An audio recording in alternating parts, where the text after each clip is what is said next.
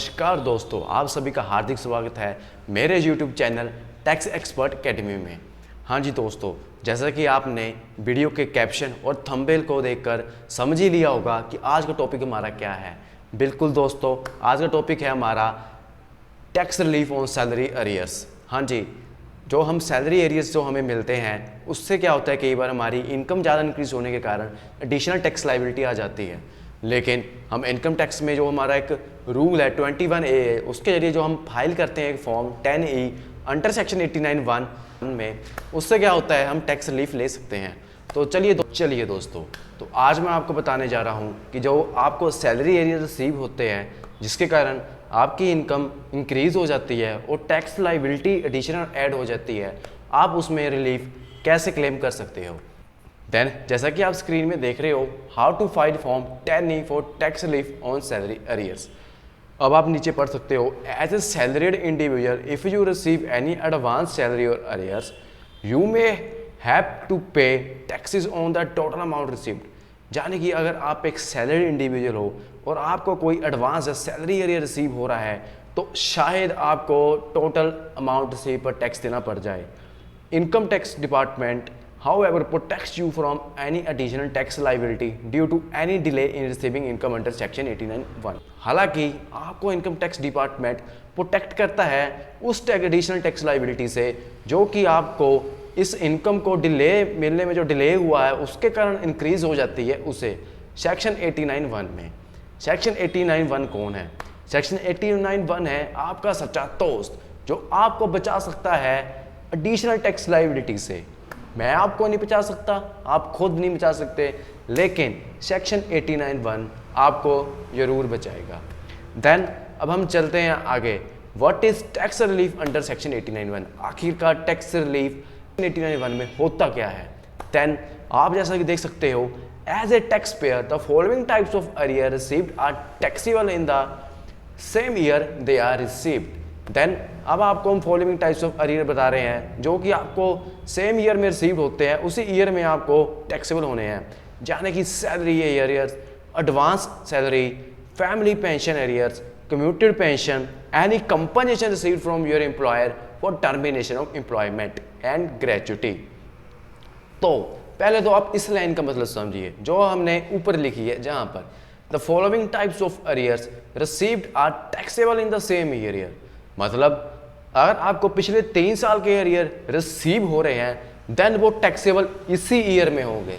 हाँ जी, आप सही सुन रहे हैं। अब नीचे लास्ट वाली जो लाइन है वो पढ़िए जिसमें आपका दोस्त भी मेंशन किया है, you can however reduce the additional tax liability due to any delays in receiving such income under section 89(1)। हालांकि आप उस एडिशनल टैक्स लाइबिलिटी को कम कर सकते हैं, आपको इनकम रिसीव होने में डिले हुई है उसके कारण चार्ज हो रही है। Then such income under section 89(1) आपका दोस्त। सेक्शन 89(1) मीन्स आपका सच्चा दोस्त। देन अब आप आगे देख सकते हैं, व्हाट इज फॉर्म 10E। आखिरकार फॉर्म 10E होता क्या है जिसे हम फाइल करना है? It is mandatory to fill out form 10E if you want to claim tax relief under section 89(1) of the income tax act 1961। हाँ जी दोस्तों, अगर आप रिलीफ लेना चाहते हो तो आपको फॉर्म 10E फाइल करना मैंडेटरी है। अंडर सेक्शन 89(1) यानी कि आपका सच्चा दोस्त of the act you are eligible to claim tax relief for delayed salary received in form of the arrears. आप एलिजिबल हो टैक्स रिलीफ को क्लेम करने के लिए जो कि आपको सैलरी अरियर के फॉर्म में मिलती है उस पर। Any arrears received are reflected in part B of your form 16। जो भी आपका अरियर रिसीव होगा वो आपके फॉर्म 16 के पार्ट बी पर रिफ्लेक्ट होगा। उसके बाद लिखा है, form 10E is required for furnishing particulars of received income under section 192A and can be filed by a government servant और any employee working in a company, cooperative society, university, local authority, institution, association और body. यानी कि form 10E को furnish करना जरूरी है under section 192(2)A। और ये कौन फाइल कर सकता है? गवर्नमेंट एम्प्लॉयर और एम्प्लॉय जो कंपनी में या कोऑपरेटिव सोसाइटी में या फिर university, local authority, institution, association और बॉडी कहीं भी काम कर रहा है इन 5 चीज़ों में से, इन 5 सेक्टर में से। देन उसके बाद हम देखते हैं कि हम 10E फॉर्म को फाइल कैसे करेंगे। पता तो लग गया कि अंडर सेक्शन 89 जो हमारा दोस्त है के हेल्प से टैक्स और रिलीफ क्लेम कर सकते हैं, और उसके लिए हमें फॉर्म भी फाइल करना होगा, वो है 10E। लेकिन कैसे करेंगे? Then log in to your income tax e filing account, go to e file and then income tax form. पहले तो आपको income tax e file account में आपको लॉग इन करना होगा। देन उसके बाद आपको वहाँ पर एक ऑप्शन दिखाई देगी। जब हम प्रैक्टिकली इसे करेंगे देन आपको मैं स्टेप बाय स्टेप जो सभी इन्फॉर्मेशन बताऊंगा। Go to e file form at that income tax forms. Okay, तो आपको वहाँ पर ई फाइल की ऑप्शन दी होगी। आपको पहले वो सिलेक्ट करना है, देन उसके बाद आपको सिलेक्ट करना है इनकम टैक्स फॉर्म्स। देन उन फॉर्म में से एक फॉर्म होता है फॉर्म नंबर 10 ही, जो कि हालांकि अभी कुछ 3-4 दिन पहले ही इंट्रोड्यूस हुआ है। उसके पहले ये फॉर्म देखने को नहीं मिल रहा था। आपको वो सिलेक्ट कर सिलेक्ट द असेसमेंट ईयर और assessment year for which you need to file form 10E। For example, अगर आपका असेसमेंट ईयर जो कि हमारा करंट चल रहा है, अगर आप इसी साल में एरियर के रिटर्न फाइल करना चाहते हो तो आप सिलेक्ट करेंगे 2021 एंड 22। और याद रखिए दोस्तों, आपकी जो एरियर ऑफ सैलरी है, if the arrear of salary you have received are for the financial year 2019-20 और 2021, इसमें यह बताया गया है कि अगर आपको एरियर पिछले साल के 20-21 में मिले हैं, यानी कि 19-20 के एरियर 20-21 में मिले हैं, तो आप असेसमेंट ईयर सेलेक्ट करेंगे 2021 एंड 22 एंड असेसमेंट ईयर और financial year and previous year. Assessment year and financial और प्रीवियस ईयर में डिफरेंस क्या होता है दोस्तों? जैसे कि हमारा करंट ईयर चल रहा है 2021 और 22। अब एक सिंपल सी बात है, जो भी इनकम हमने 2020 और 21 में अर्न की है, हम उसकी कैलकुलेशन 2021 और 22 में करेंगे। हाँ जी दोस्तों, उसी कैलकुलेशन को हम कहते हैं असेसमेंट्स। देन इसीलिए हमारा 2021-22 बन जाएगा असेसमेंट ईयर, यानी कि जिस ईयर में हम उस इनकम को असेस कर रहे हैं। और जिस इनकम को असेस कर रहे हैं वो कौन सा ईयर है? पिछला ईयर, यानी कि प्रीवियस फाइनेंशियल ईयर और प्रीवियस ईयर। अब देखते हैं जो हमारा आगे पॉइंट लिखा है, for the arrears of salary please select annexure 1 and file out details as applicable.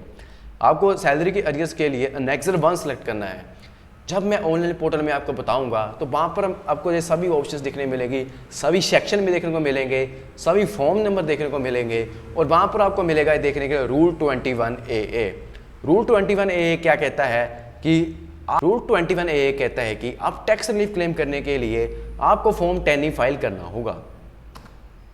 Then some important things to consider while filing form 10E। हाँ जी दोस्तों, ये चीज़ें आपको जरूर पता होनी चाहिए, क्योंकि इनमें से आपको अगर कुछ पॉइंट नहीं पता है देन आप ट्रबल में आ सकते हैं। अगर आपको इनमें से कुछ पॉइंट नहीं पता होंगे then you will definitely in trouble. So आपको पहले ही इस पॉइंट के बारे में पता होना चाहिए। चलिए तो हम पढ़ते हैं क्या है हमारे पॉइंट्स। फर्स्ट पॉइंट है, you must file form 10E online on the income tax department website. हाँ जी, आपको 10E फॉर्म ऑनलाइन फाइल करना होगा इनकम टैक्स डिपार्टमेंट की वेबसाइट में। If you had claim tax relief in the previous financial year but did not file form 10E, you will receive A notice from the income tax department for non compliance. अगर आपने tax relief तो claim कर लिया लेकिन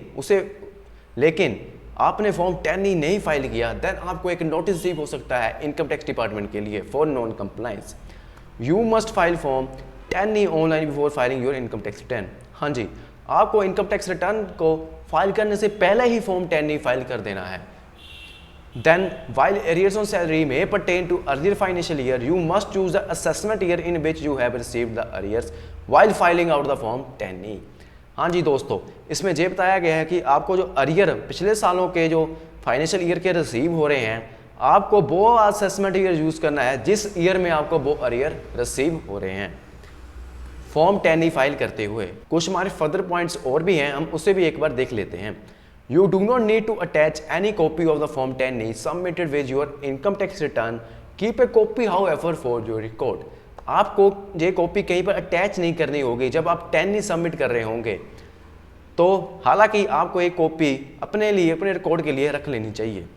While your employer may ask for the confirmation once you have submitted Form 10E, however, it is not mandatory to provide this form to your employer. आपका employer आपसे पूछ सकता है कंफर्मेशन के लिए कि आपने जो फॉर्म फाइल कर दिया है या नहीं। जो कोई मैंडेटरी नहीं है कि आपको इस फॉर्म को उसे प्रोवाइड करें, बट वो एक कंफर्मेशन के लिए आपसे पूछ सकता है। Then tax relief under section 89(1) is also applicable for family pension received in arrears. हाँ जी दोस्तों, जो आपको फैमिली पेंशन के अरियर्स रिसीव होते हैं, आप उस अरियर को भी सेक्शन 89(1) जो आपका सच्चा दोस्त है उसकी हेल्प से टैक्स रिलीफ ले सकते हैं। Then there is no tax relief under section 89(1) for voluntary retirement scheme BRS compensation if you have previously claimed tax exemption on the same under section 1010C। हाँ जी दोस्तों, आप वॉलंटरी रिटायरमेंट स्कीम के under tax relief ले ही नहीं सकते अगर आपने उसी पर सेक्शन 10 और 10C के अंडर टैक्स एग्जम्पशन क्लेम कर रही है। कहने का मतलब ये है कि आप डबल बेनिफिट नहीं ले सकते। सो दोस्तों, ये थे हमारे कुछ इंपॉर्टेंट पॉइंट्स फॉर्म 10E के रिलेटेड, 89 सब सेक्शन 1 के रिलेटेड और सैलरी एरियर्स के इनकम टैक्स रिटर्न फाइलिंग के रिलेटेड। सो आपको इस सभी पॉइंट्स को अच्छे से पढ़ लेना है और पढ़कर अपने दिमाग में जो फॉर्म नंबर सेक्शन आपको याद कर लेने हैं।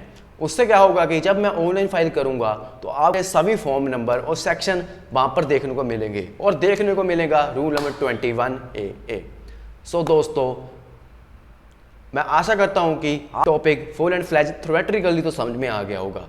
अब नेक्स्ट वीडियो हमारी होगी इसी पर प्रैक्टिकल, जो कि हम 2 या 3 दिन के अंदर अंदर डेफिनेटली आपको प्रोवाइड कर देंगे। सो अगर आपको जब वीडियो अच्छी लगी हो तो इस वीडियो को आप शेयर करिए, लाइक करिए, सब्सक्राइब करिए। उससे क्या होगा कि जैसे आपको इस वीडियो से बेनिफिट मिल रहा है, किसी और गवर्नमेंट एम्प्लॉय को या किसी और पर्सन को इसका बेनिफिट मिल सकता है।